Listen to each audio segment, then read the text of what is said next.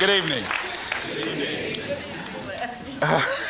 Mustafa, I want you to sit right over here. Sit right over here, Mustafa. Because I know as I do this material here, once you do it 3 times, it's yours, you know?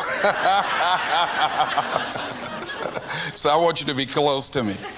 I want you to look at someone on your right and left, shake their hands and say, I'm doing better than good and better than most. Let's do that right quick, please.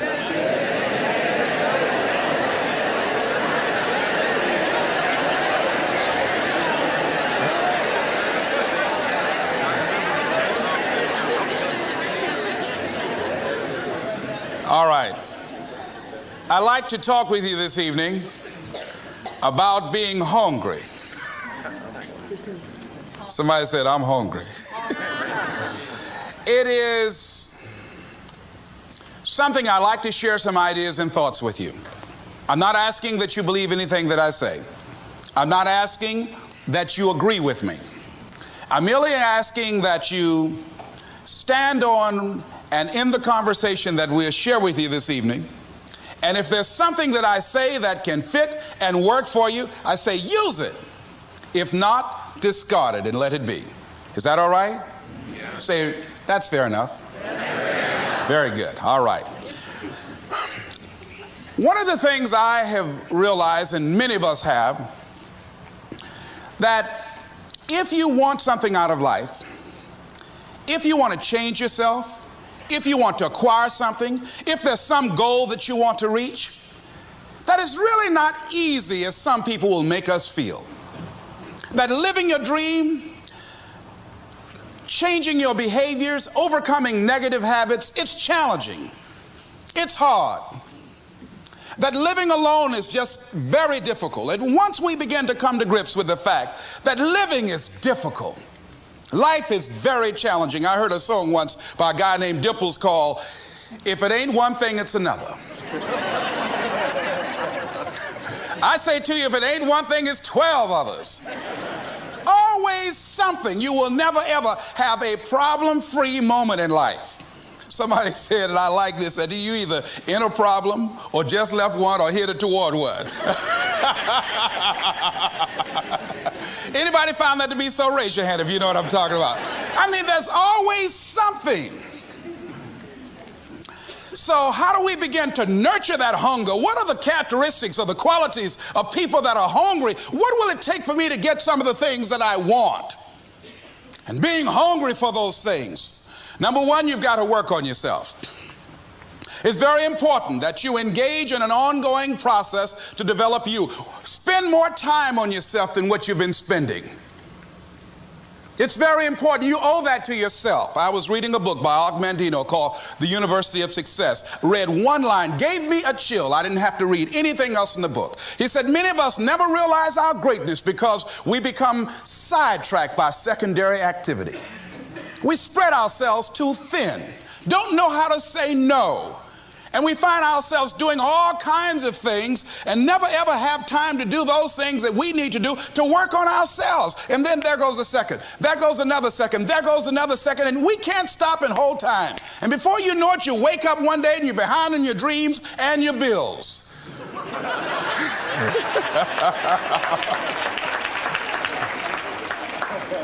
So decide that you're going to take some time to work on you, that you deserve that from yourself, that your life deserves some prime time because you are creating your own production. As Michael Todd would say, you are the star of your show. You are the director. You're writing the script. And you will determine whether your life is a smash office hit or flop.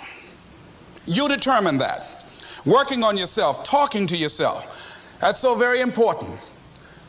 Overcoming the negative conversation, that inner dialogue that's going on all the time, even when you don't want it to be there. You can't stop yourself right now from thinking. You can't do it. It's going on. And so learning how to empower yourself, part of doing that is standing up to yourself. You've got to stand up inside yourself sometimes and say, shut up. You've got to do this. I was going to give a presentation, and this voice inside of me saying, you can't do this. You don't have everything it takes. I shut up. I'm behind on my bills and you're telling me what I can't do. I have got to do it. You'll get scared sometimes. Your mind will go blank on you. Some people you will allow to unnerve you. And you wonder, what's wrong with me? I'm not crazy. That's why you've got to learn to make a conscious, deliberate, determined effort to stand up inside yourself. Working on yourself, watching that inner dialogue, it will determine the quality of your life. I don't believe this. I know this. I've had a challenge of losing weight. I'm walking through the airport, this voice say, why don't you have some M&M peanuts? No!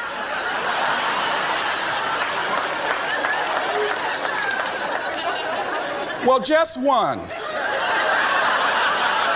Then after you eat that, you might as well have a Snicker now, you sucker.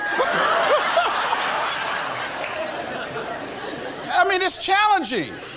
My mother fixed the kind of sweet potato pie you can't eat with your shoes on. Have to take your shoes off so you can wiggle your toes. It sticks on my fingers. It says, eat it. One little bite won't hurt. That voice, constantly. Little demons from Colonel Sanders driving my car in there. I had to say, no. I'll diet tomorrow. I saw a skinny man get hit by a truck. Had he had a little bit more weight, he might have lived, you know. Some of you know what I'm talking about. Raise your hand if you know that. That voice is awesome. So you have got to stand up to that voice. When you're working on something you want to achieve, you have got to stand up to that voice. You've got to sell yourself every day on your abilities, on what you're doing, on the goal that you want to reach.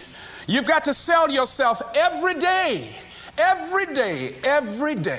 according to your level of belief. It will manifest itself in what you're doing. Whatever we have right now, whatever we're demonstrating in our lives, is a result of what we believe subconsciously that we deserve. And part of increasing that belief level is that you have got to convince yourself every day.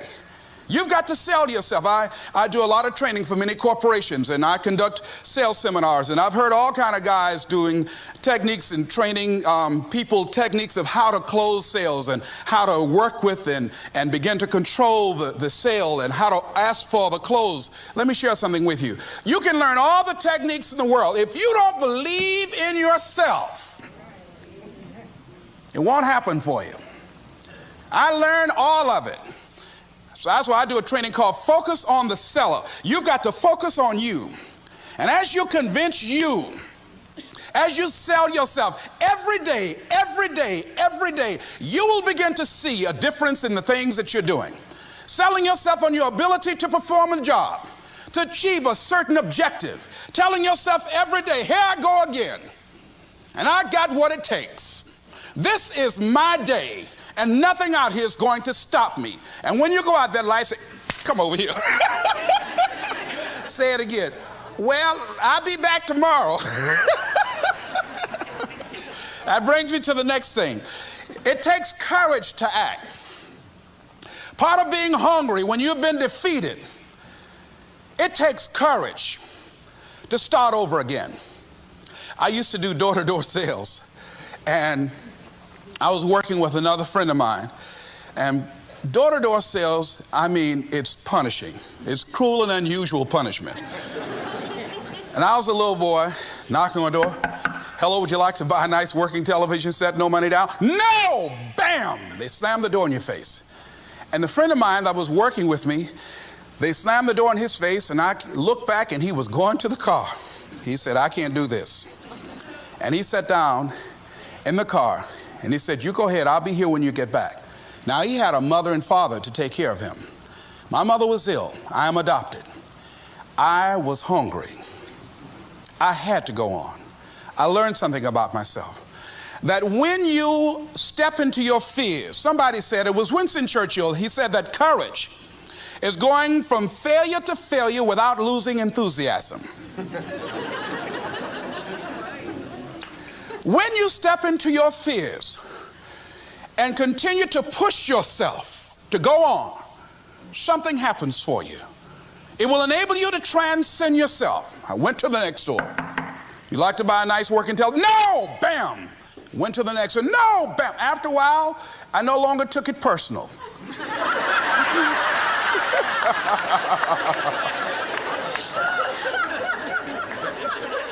And I began to play a game. I said, well, I know there's a yes out here somewhere, and I'm going to keep on till I find it. And I'm not going home until I do. And I continue to knock on doors. And then somebody eventually would say yes. And I said, are you sure? And I would go in there and I would get the sale. When you have something you want to do, if you don't develop the courage to do that which has been given you to do, and you spend a lot of time going around trying to convince other people or trying to get their approval, what will happen is that you will lose your nerve. And other people will convince you that what you're doing doesn't have any value, and you'll give up on your dream. It's an interesting thing about life, I've also found, that if you don't have the courage to act, sometimes, and particularly, if you have something special to do, life will move on you. If it were not for life, I would still be a disc jockey. I didn't just leave voluntarily to go to the state legislature. I was fired. I was working on a job, and I came home one day. I was married at the time, and I told my former wife, I said, that guy Bert I work for is stupid. She said, if he's so stupid, why does he sign you a paycheck? Now, you see why I divorced her, right? I couldn't stand her. That night, I could not sleep well. Here was a guy that was controlling my life. I was going through all kinds of changes because this man controlled my paycheck. And it was Carlyle who said, truth crushed to earth shall rise again. Winston Churchill said, the truth is incontrovertible. Malice may attack it, ignorance may deride it, but at the end there it is. And we know scripture that says, ye shall know the truth, and the truth shall set you free. And the truth that I had to come to grips with, that I wasn't in charge of my destiny. The truth was that I wasn't giving all that I had. The truth was that there are some things that I wanted to do, but I didn't have the courage to act on those things. And the truth was that Bert Childs was a blessing to me. He made life so miserable for me, I had to start looking at my life differently. I started going to work earlier. I started being the last one to leave there. I started working harder than anybody else. The other guys could not. Why would you work so hard, Les? I said, I'm not working for them. I have been cheating, Bert, I thought. I've been cheating myself and my family. Wherever you are, whatever you're doing, do it with everything that you have. Develop the habit of giving more than what you're paid for. Develop the habit of setting standards that others will be measured by. Someone said, do not go where the path may lead, but go where there's no path and leave a trail. All right? It is easy to be negative today. It is easy to have low morale today. I was at a corporation and they're going through downsizing and going to lay off some 1,500 people over the next few weeks. It's very depressing there. And those people that stay there 9 times out of 10, they're just going to do just enough to keep from getting fired. Anybody can do that. But if you can begin to harness yourself and say that where I am, I'm going to do the best I can with what I got, because that is an expression of who I am. If you get into the habit of just being mediocre, it will become a part of your consciousness. If you get in the habit of giving less than what you have it within you to give, it will begin to reflect itself in your personality. It will begin to damage you psychologically. And you don't want to be a part of that kind of self-destructive behavior. And so you want to set some high standards for yourself. The next thing, part of what feeds that hunger, you've got to develop a sense of urgency. Aurelia said, stop living your life like you have 1,000 years to live. In life, you're either here today and you're gone today.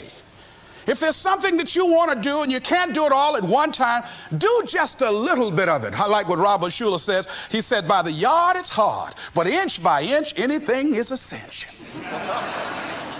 Do just a little bit of it. A friend of mine, Bobby Kerr, used to be a roommate. Bobby wanted to go into the area of public relations. He loved working with the public. Young lady he wanted to marry named Clarice.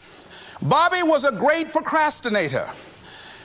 Pretty soon the job where Bobby worked, they transferred him to another location. He went out to celebrate with the people on that new job site. And Bobby suffered a massive heart attack and died. Bobby didn't drink and didn't smoke, was under 40, and he died. Ask your question, how much time do you have left? How much time do you have left? When you start thinking about that, we don't know. We don't know. Bobby took all the greatness and all of the talent and all of his abilities to his grave with him. One of the things he could have put in parentheses under his name, he didn't use all his stuff. And most of us do that. Most of us don't use the stuff that we have brought into the universe. And we want to make a conscious, deliberate, determined effort to start living life with a sense of urgency and using what we've got. Using ourselves up, sharing what we brought into the universe to share, because if we don't, nobody else will. Stop wasting valuable time, knowing that if we begin to live our lives as if each day were our last, our lives will take on a whole new meaning. It take on a whole new expression, valuing each moment that we are blessed with. The next thing that begins to nurture that hunger, honor yourself as your word. Don't give your word out lightly. When you throw your word out there and you don't honor it, it makes a statement about you. If you decide to maintain a sense of integrity with yourself, that if I speak it, I'm going to live it. It's who I am. And I'm going to be very cautious in how I give my word to others, and most of all with the commitments that I make to myself, because I want my life to reflect my words and honoring who I am and what I express. Another challenging area in terms of nurturing and developing that hunger in yourself is learning the art of becoming single-minded. Learning how to concentrate, learning how to focus in. And you'll be surprised at the things that you're able to do.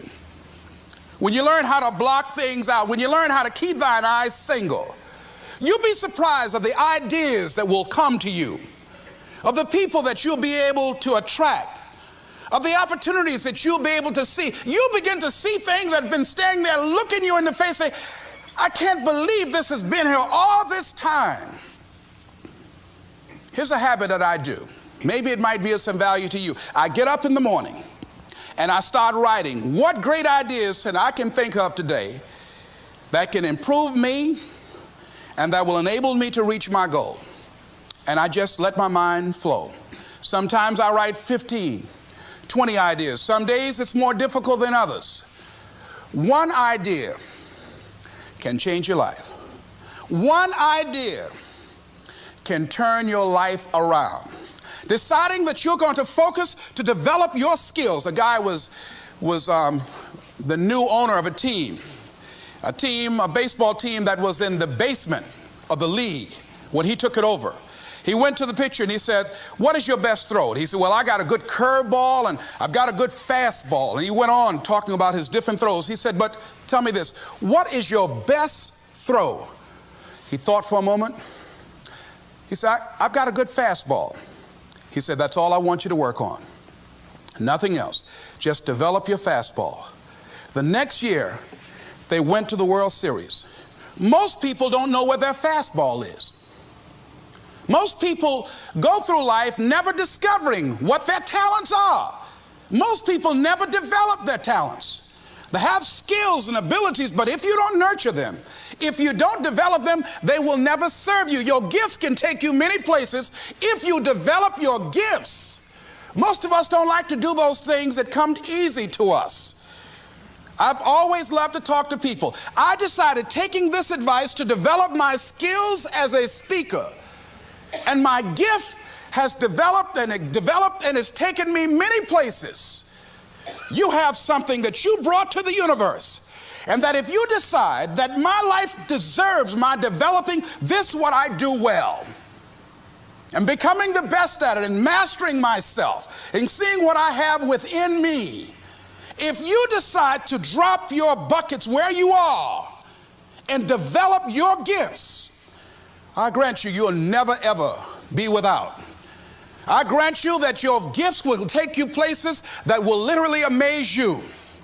I grant you that if you begin to work to develop your gifts, you'll develop a strong sense of happiness. You'll get a larger vision of yourself, because part of beginning to get a larger vision of yourself, all of us need some area of our lives where we can have a feeling of competence. That people know when they think about this area, that's something you do.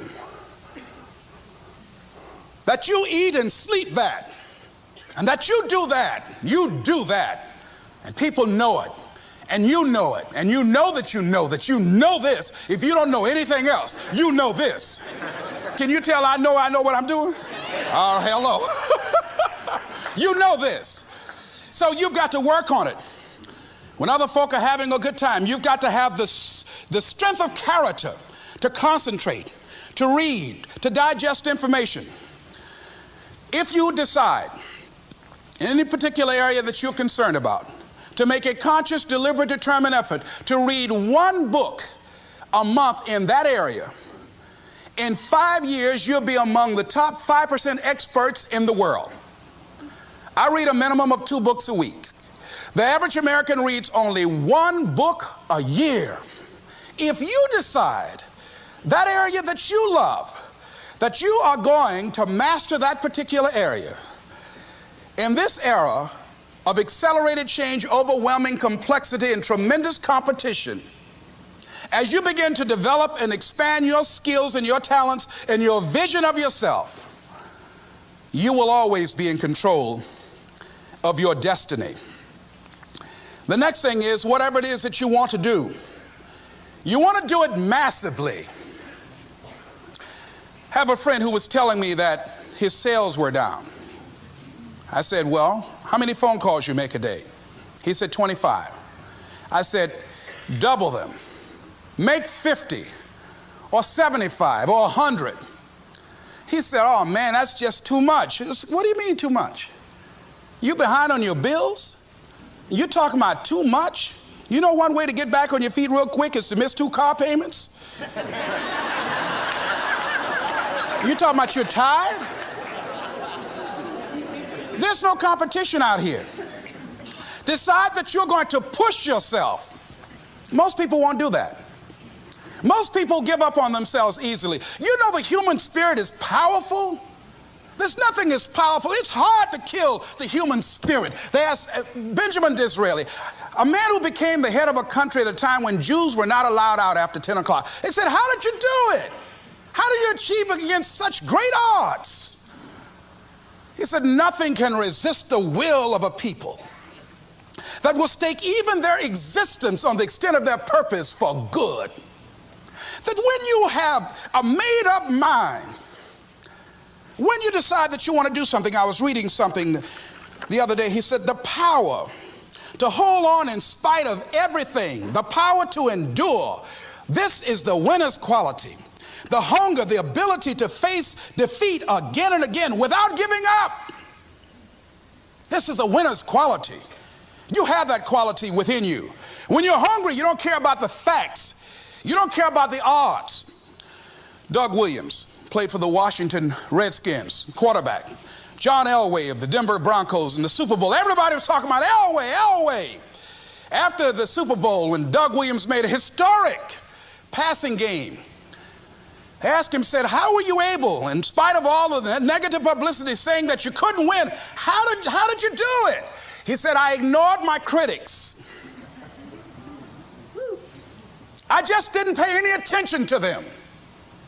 I ignored myself because they kept on saying it so much. There were times I doubted whether or not I can do what I needed to do. There's a Doug Williams in everybody here. There's greatness in you. And you've got to learn how to tune out the critics outside and the critic inside.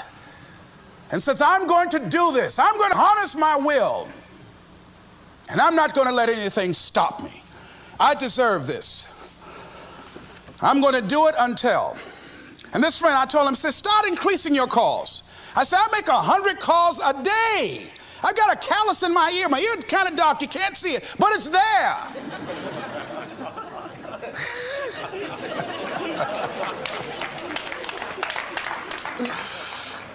His sales have increased. He's working harder now.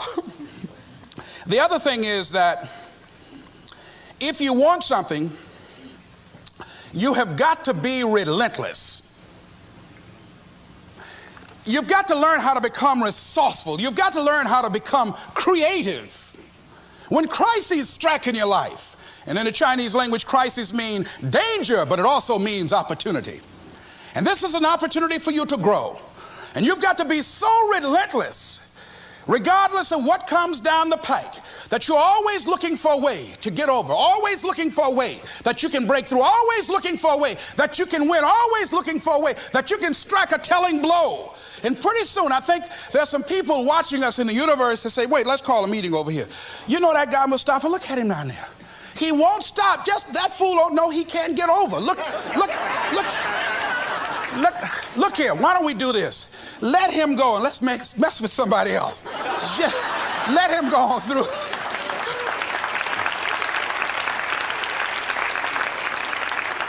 Life will just get tired of whipping you sometimes.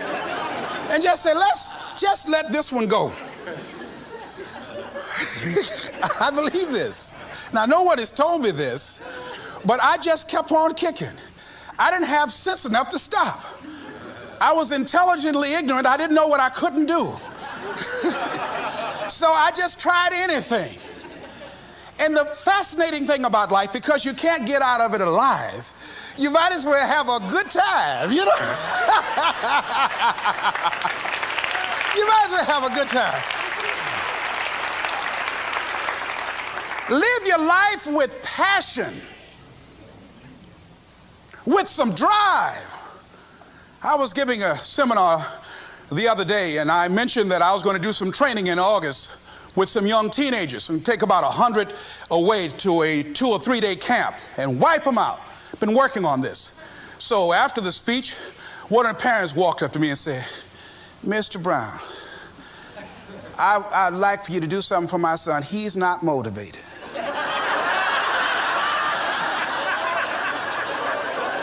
I said, I wonder why.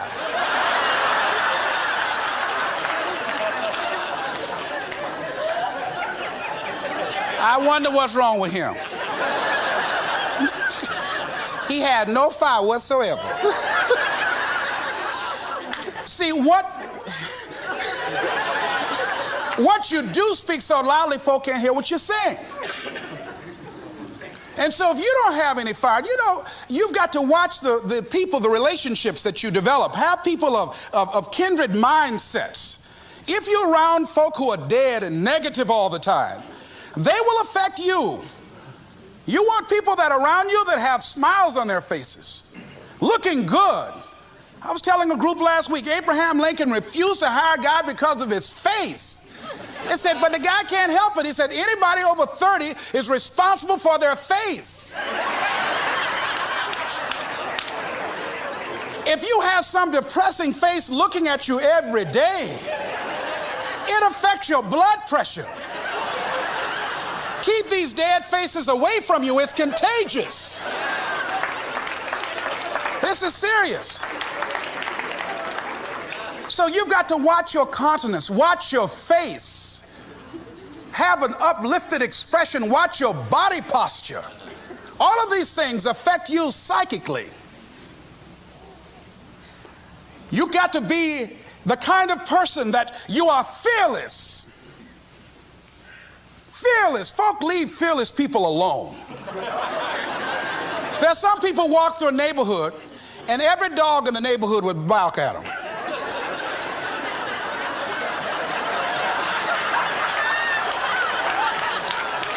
But there's some people come through and ain't nobody gonna mess with this.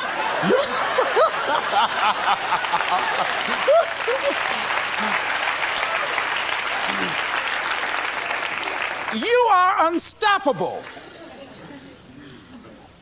And because you are unstoppable, because you've got power that you haven't even begun to use yet, you owe it to yourself to release your brakes. How many of you have the experience of pulling out of your driveway and you mashed on the accelerator and the car was just going, and couldn't move, and you mashed harder and it couldn't move, and then you discovered you had your emergency brakes on. And then you release those emergency brakes and it goes, choo! Have you ever had that experience before? Most of us go through life with our brakes on, holding back, not giving all that we have, not sharing all of ourselves. Most of us go to our graves still holding on rather than releasing it. What are some of those things that keep us from releasing it? Because of past experiences, past defeats, past pain. We look back, well, it didn't work out then. It probably won't work out now. Many people get confused their performances with who they are. I was reading Pat Riley, the coach of the Los Angeles Lakers.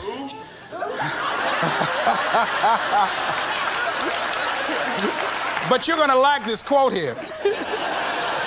After the Trailblazers had blown them out of the water, and I'm sure he said this last night, they asked him, how do you feel? He said, tonight we were exposed for what we are right now. You see?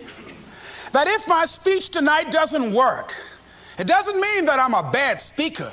It means that what I didn't work tonight. And I've got to separate what I do from who I am. And I've got another shot. See, the last chapter to your life has not been written yet, and it doesn't matter about what happened yesterday.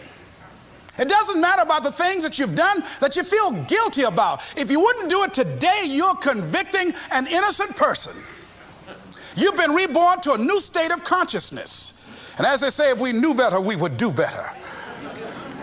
And so you begin to decide, I'm not going to be denied. I remember, and I was telling someone, and they asked me, would you repeat that again? I was interested in going into broadcasting. I'm adopted. And that was my key out. I wanted to make my mama proud of me. I was very much appreciative of what she's done for my brother and sister and I. And that was my way out. And I went over to a radio station, asked a guy and told him that I was interested in broadcasting. He looked at me in my straw hat and my overalls. He said, you have any broadcasting background? I said, no, sir, I don't. What do you do? I cut grass. Young ladies asked me what kind of work I do, and I was working on a garbage truck. I say, well, I'm a sanitary technician. He said, we don't have any job for you. I decided that was something I was going to do. I decided I'm unstoppable. I'm going to go up in here and I'm going to do this. I started going to the radio station every day, developing a relationship with the people that were doing what I wanted to do. And that's what I encourage you to do. Whatever area you want to go in, find people that are doing it the way you want to do it and develop a relationship with them. When I decided to go in this area, I wrote letters to Dr. Norman Vincent Peale, to Zig Ziglar, to Dennis Waitley, all of the giants in this area. And I said, this is something I want to do. I've been following your career. Would you help me? Dr. Norman Vincent Peale answered my letter, did an article on me, wrote about me in the most recent book that he issued, and done many broadcasts about me. I'd wanted to develop a relationship and rapport with those people that were achieving those things that I wanted to achieve. By the same token, I would go to the radio station, and I developed a relationship with the guys. And they used me as an errand boy when they needed some food or someone to go pick up entertainers that came into town. Temptation singing My Girl, Jerry Butler singing For Your Precious Love, Sam Cooke singing Darling You Send Me. I would pick up the entertainers at the airport and driving around in the disc jockeys, big Cadillacs. They didn't have any driver's license, but I was acting like I had some.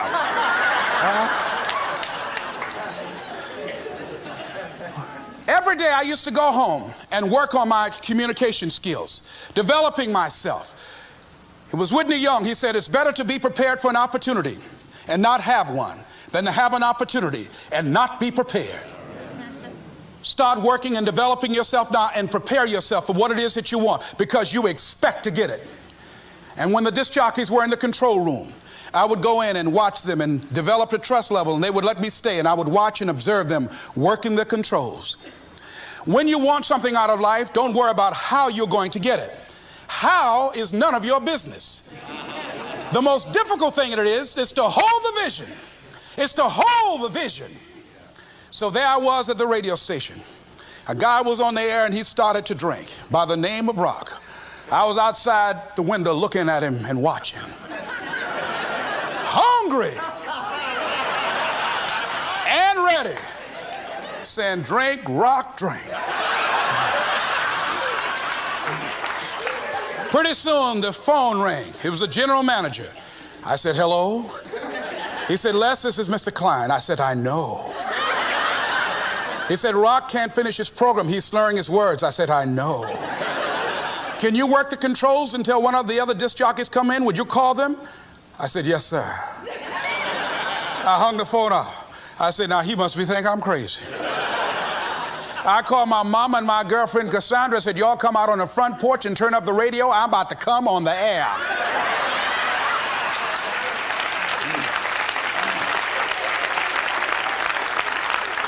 I waited about 15 minutes. I called him back. I said, Mr. Klein, I can't find nobody. He said, well, why don't you go in there and work the controls until they get there? And don't say nothing here. I said, yes, sir. I couldn't wait to sit down at that turntable, Mustafa.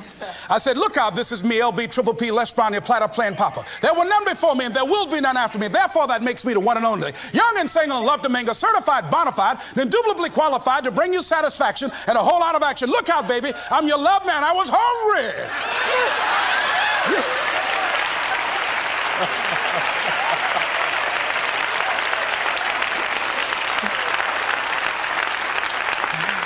Shake somebody's hand on your right and left and say, you've got to be hungry.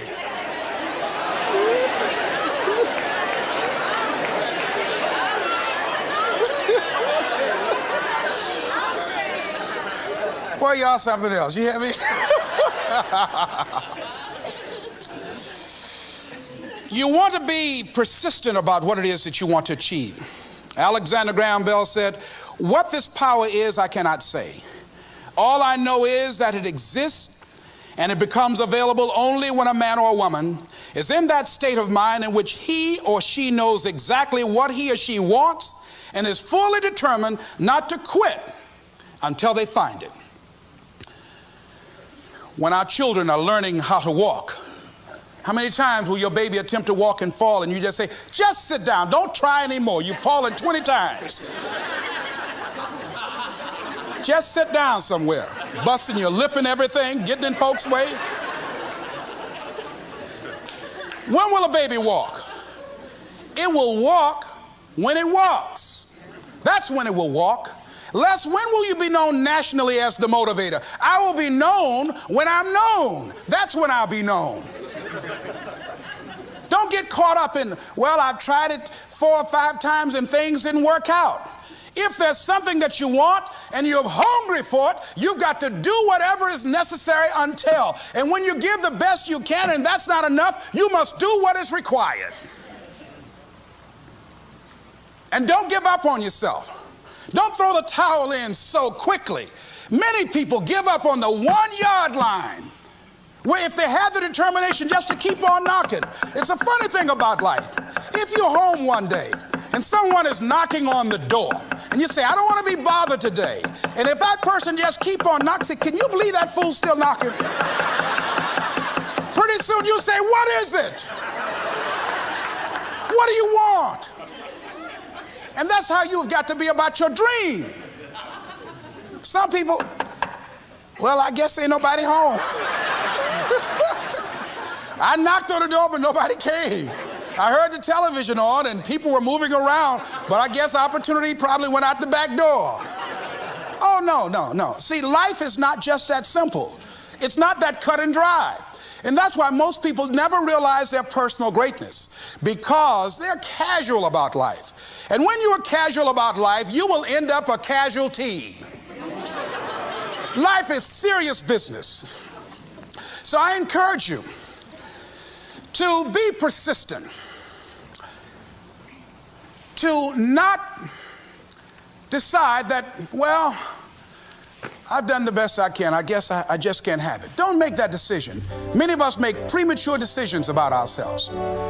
Calvin Coolidge said something, a man who was a president that was not known for his eloquence or making any historical decisions, but something he wrote about persistence. And he says, press on.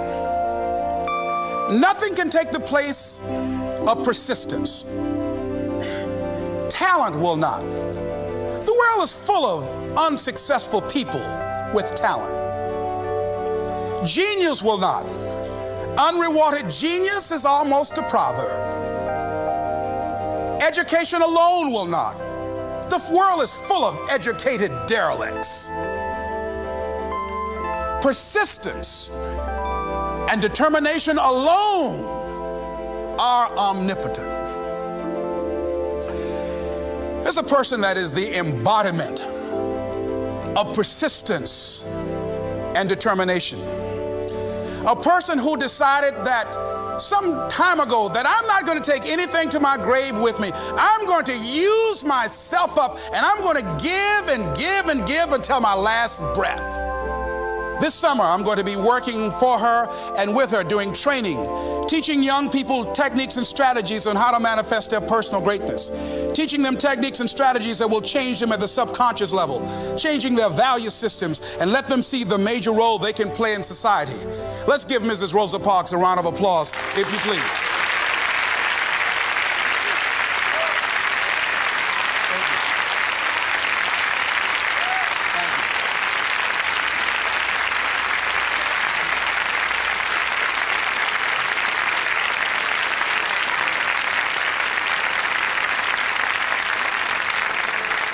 Here we are in the presence of greatness. Mrs. Parks, people over here couldn't see you. Would you come up? Could you? She's such a beautiful person.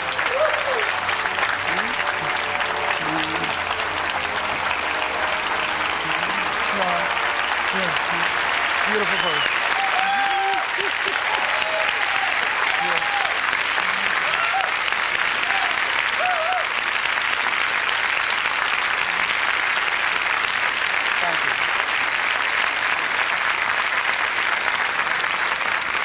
I encourage you to see Mrs. Parks and Mrs. Elaine Steele about the Rosa and Raymond Parks Institute for Self-Development. If you're interested in your children participating in that, they have some information over here to share with you. It is just fascinating and just a blessing to have this woman when a lot of folk who are giving up. And here this year she celebrated her 75th birthday and still has a dream of being an instrument of change. And there is a Rosa Parks in all of us who made a decision at one point in time, standing on the platform of oughtness, as Immanuel Kant talks about in a book called Critique of Pure Reasoning, that there's certain things we know we ought to do. We just know it. We owe it to ourselves and those around us. I don't know what your dreams are. I don't know what your goals are. But let me leave this with you. Mine is to be the best son that I can to my mother. Mine is to be the best father that I can to my children, and to be the best servant that I can to humanity, and the best man that I can to the woman that I've decided to share my life with. Whatever your goals are, I know that you can achieve them. Here's something that I'd like to leave with you. It says simply that if you want a thing bad enough to go out and fight for it, to work day and night for it, to give up your time, your peace, and your sleep for it, if all that you dream and scheme is about it, and life seems useless and worthless without it, and if you gladly sweat for it and fret for it and plan for it, and lose all your terror of the opposition for it, and if you simply go after that things that you want with all of your capacity, strength and sagacity, faith, hope, and confidence, and stern pertinacity, if neither cold poverty, famish, or gout, sickness of pain of body and brain can keep you away from the thing that you want, if dogged and grim you besiege and beset it, with the help of God you'll get it. This is Mrs. Mamie Brown's baby boy, Leslie Calvin Brown, saying it's been a plumb pleasing pleasure as well as a privilege.